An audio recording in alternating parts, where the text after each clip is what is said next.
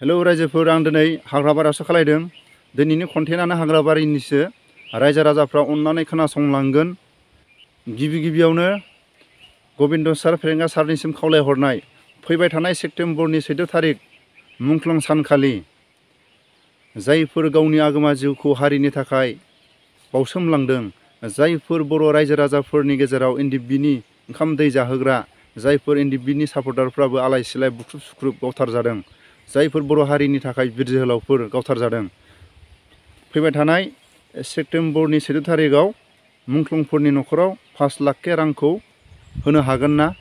जेब्ला बिथांमोना आर्मि पुलिसजों आलाय सिलाय गावथार जायो, बिथांमोननि थाखाय बे समायना बुहुमनिफ्राय गावनि बिमा बिफानि अननायखौ नागारनानै जाय बिथाङा दिनै गावनि जिउखौ हारिनि थाखाय बावसोमलांदों, बिथांमोननि थाखाय 1 मिनिटनि थाखाय आर'ज गाबोमोन। बिथांमोननि आर'ज गाबनायाव बयबो गावबागाव गोसोजों आर'ज गाबोमोन। बिथाङा दे आलो गोजोनै बै संसाराव थाहैनो हाथों। बिथाङा बर' हारिनि थाखाय मावसोमलांबाय, बिथाङा अरायसम गावनि जायगायाव थाहैनो हाथों। गाव जेरै आलो गोजोनै आर्मि पुलिसजों आलाय सिलाय बार'ब खुराव गावथार जादों, बिथाङा बै संसाराव आलो गोजोनै थाहैनो हाथों होननानै गाव गावनि गोसोफ्राव आर'ज खालायोमोन। दा बिथांमोननि आर'ज गाबनाया ओरैनोसो बिथांमोनहा 1 मिनिटखौ ओरैनो गोसोआव गाज्रि गोसोसो सानोमोन नामा? जुदि नंथारगौब्ला आर'ज गाबनाया, आरो जोंहा मा फालियोमोन अरायसम जेब्ला एनडिएफबिनि मुंख्लं सानखौ गिबिसिन बांबुरगोरा सारा गावथार जानायनि उनाव 14 सेप्तेम्बरनि थारिखखौनो गिबि मुंख्लं सान फालियोमोन एनडिएफबिआ। अरायसम बयखौबो बे दिनखालिनो आर'ज गाबफानाय जायो। अब्लाबो जायफोरनि थैनायफोरखौ खोनायोब्ला अबथिरा समाव आर'ज गाबो। सम केम्पफ्राव अबेबा हाग्राफ्राव गावनि आंगो लोगोफ्रा 1 मिनिटनि थाखाय आर'ज गाबो। दा बिथांमोननि बे आर'ज गाबनायखौ लिडारफ्रा नंखायफ्ला आर'ज गाबोमोन नामा? जुदि नंथारगौब्ला 14 थारिखनि सिगां नोंथांमोना जाय मुंख्लंफोरनि थाखाय एकर्डखौ खालायदों 5 लाख थाखाखौ राननानै होनांगोन आरो होथारनांगोन। बेखौ आंनि चेनेलजों खावलायो।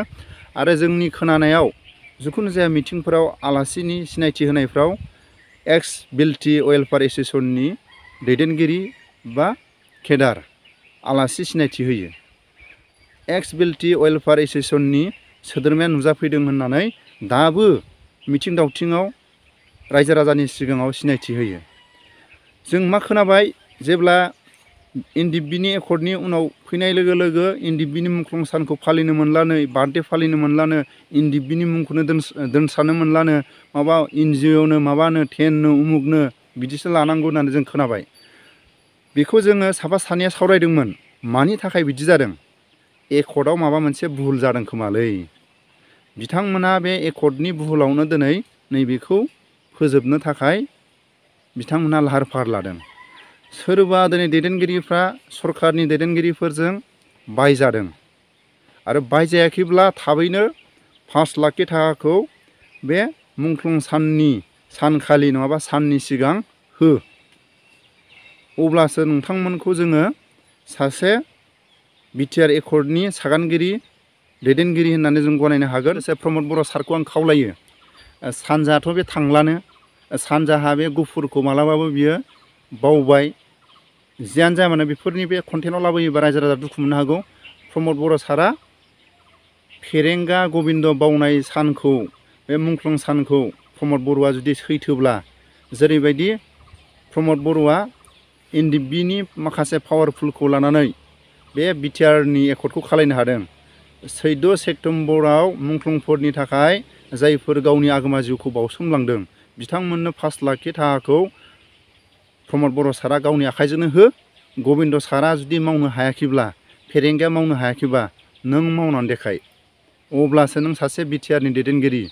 बे दुखु सान फालिनायाव 5 लाख चेकखौ नङाबा केस थाखा हरोब्ला अरायसम नोंसोर बर' हारिनि लिडार होनना गनायजागोन। आंनि कन्टेन्टआनो बेनो। आरो रायजो राजाया अननानै आंनि बुंनायफ्राव गोरोन्थि जादोंब्ला बयबो निमाहा होगोन होननानै आं आसा खालामो।